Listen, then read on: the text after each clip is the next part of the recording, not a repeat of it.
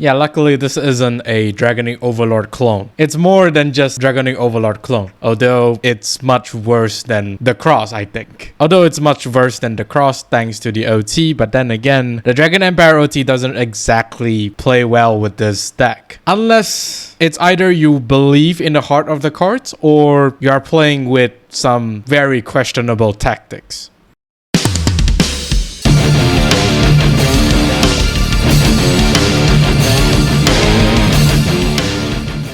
This video is sponsored by Phoenix Pharos cards. If you need supplies of singles or splits for Cardfight Vanguard, especially the ones in the video, do check out Phoenix Pharos cards today, and as a bonus, use the promo code MetaNerd to get an amazing 5% discount. And with that being said, let's get on with the video. Greetings YouTube, welcome back to the MetaNerd channel. I am Marcus, bringing you another video for Cardfight Vanguard Divine Z. In this video, we'll be going through everyone's favorite deck at the moment, and it is being used by a female character from the anime. I'm not surprised. That boss unit is Varga Dragres, if that's how you pronounce the name. This boss unit actually caught everyone's eye due to how stupidly overpowered this card is. It's just a really disgusting card, considering how easy it is to actually unlock the divine skill. And since it is a restanding deck, the dry checks of this unit is just gonna be even more stupid. I'm not gonna lie, this boss unit looks to be the top contender to go up against the meta deck at the moment. It's a really disgusting deck, not gonna lie. Without further ado, let's take a look at what Varga Dragres, the fated one of Unparalleled, brings to the battlefield, as well as what are the support surrounding this fated one provides for his skill set. First and foremost is the great one, Blazember Dragon.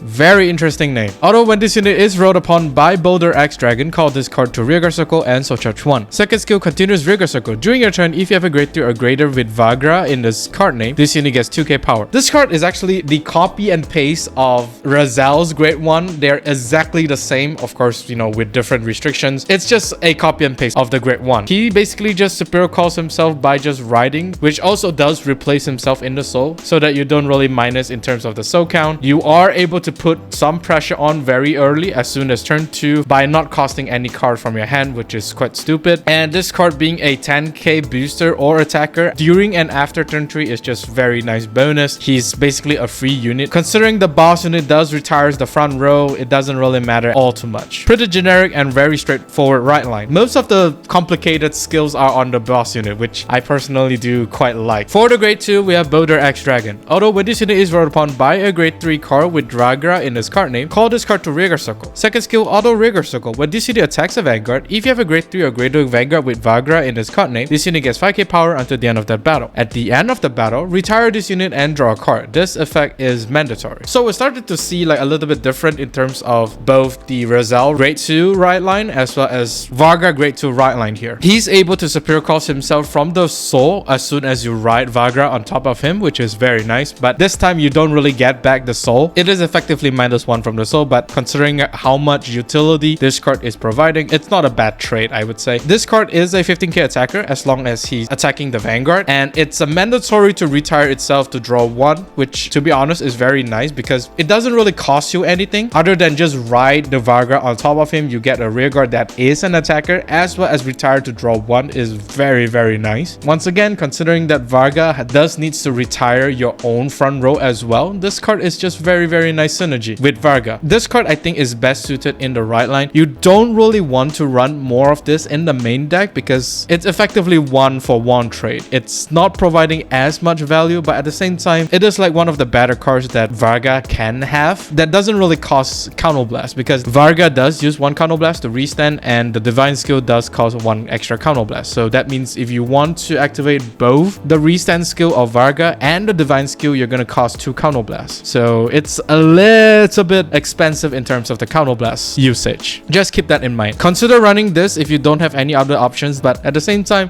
I don't think you will want to run this because there's other better cards to be run inside this deck. Next is, of course, the big boss himself, fated one of Unparalleled, Varga Dragres.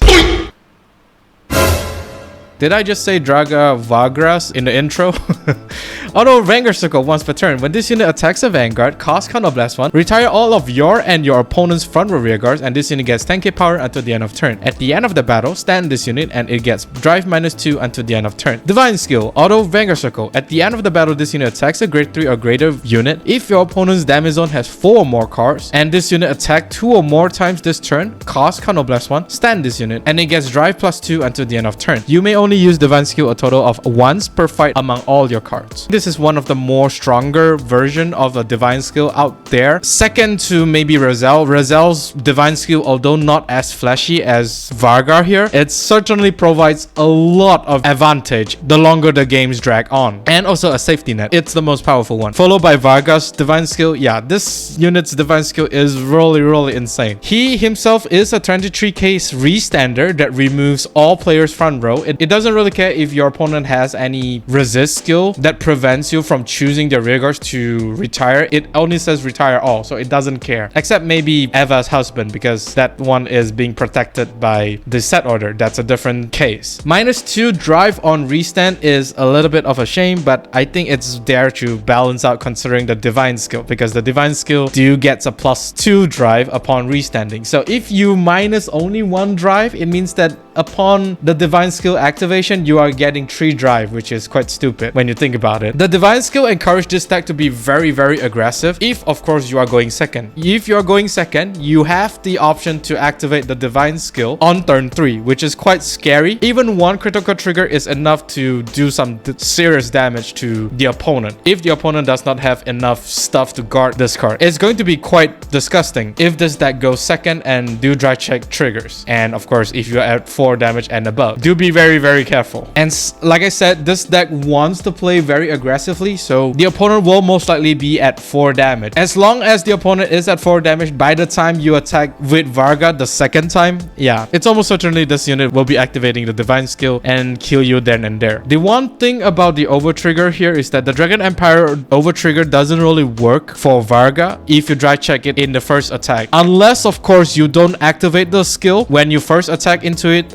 then you are able to restand using the Dragon Empire OT. But then again, how will you know the Dragon Empire OT is on the top 2 cards of your deck is beyond me. Unless you're using some very no-no stuff to confirm that the Dragon Empire OT is on the top 2 cards of your deck, I don't think it's a good idea to run the Dragon Empire OT inside this deck. The blue OT is more than enough for this deck to function as an overall already. It's a really straightforward boss unit skill, even with the Divine Skill. A very aggressive from the looks of it. And of course, the support cards are just gonna play around the retiring part, because you are forced to retire your old front row anyway. So let's take a look at that. First is the grade 3. We have Obduracy Glaive Dragon. Continuous front row rearguard circle. During your turn, if you do not have another front row rearguard with the same card name as this unit cannot be retired by card's effect and gets power +10. Second skill, continuous rearguard circle. If you have a grade 3 or greater Vanguard with Varga in its card name, this unit gets boost. This unit is surprisingly very nice in terms of what it does. If he's the only one in the front row during your turn, this unit is unaffected by Varga's retiring skill. And not only that, this unit is a 23 attacker, which is super nice to hit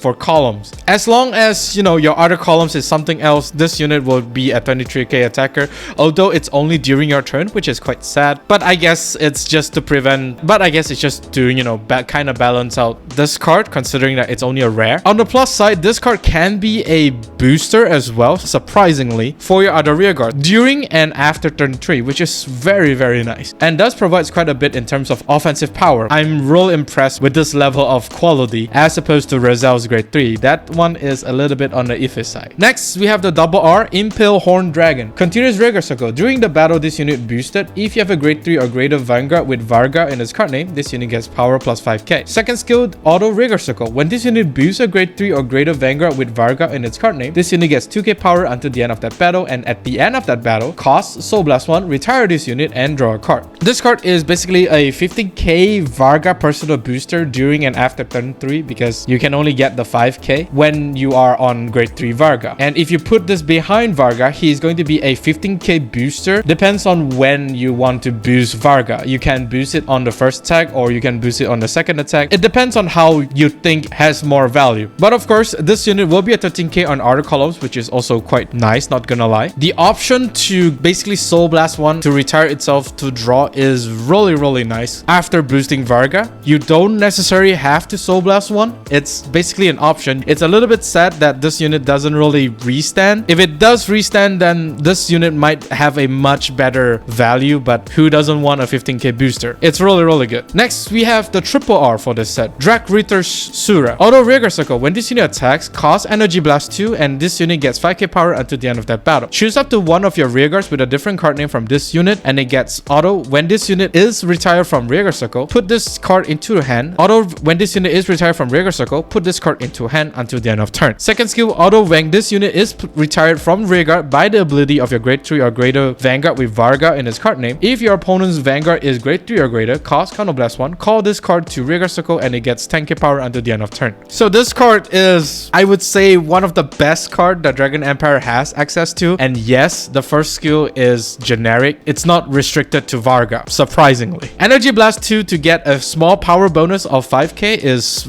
quite nice, as well as bouncing one unit on the field that is of course a different card name than this one is very nice. You are able to call down a temporary booster, for example a PG or a trigger, and you can just put them back into the hand whenever you retire that rearguard either from your card skills or its own skills. This does puts a really good synergy with the grade 1 booster that we talked about earlier. You technically could Soul Blast 1 and retire itself to draw 1, and because you choose that card with Shuura skill, you're able to get back the personnel booster, which is super nice. It's a +2 out of 2 energy cost and 1 soul. Not that bad. It also helps with minimizing any rearguards that was being retired by Varga, so it depends on what your other front row rearguard is going to be. It's a very nice synergy. Once again, the first skill is not restricted to Varga, which is the best part. Any deck under the sun of Dragon Empire is able to take advantage of this. This card is really insane in that department. She herself will be a 20k attacker. Of course, she can be a 25k attacker if you choose to pay that 2 energy blast once she comes back from the soul by using her second skill. It does cost 1 counter blast, which is quite expensive. Considering that you are using the divine skill in 1 turn, you will be using a total of 3 counter blasts on that turn itself,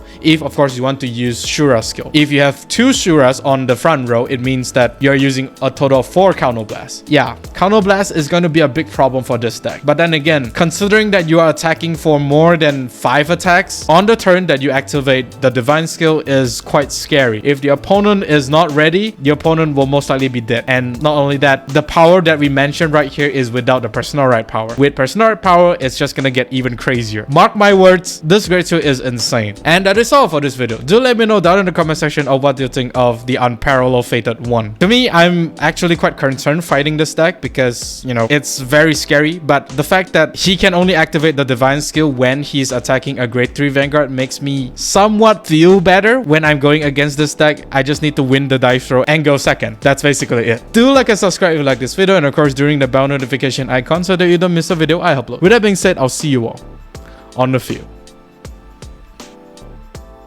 Even when you feel low, you can still go.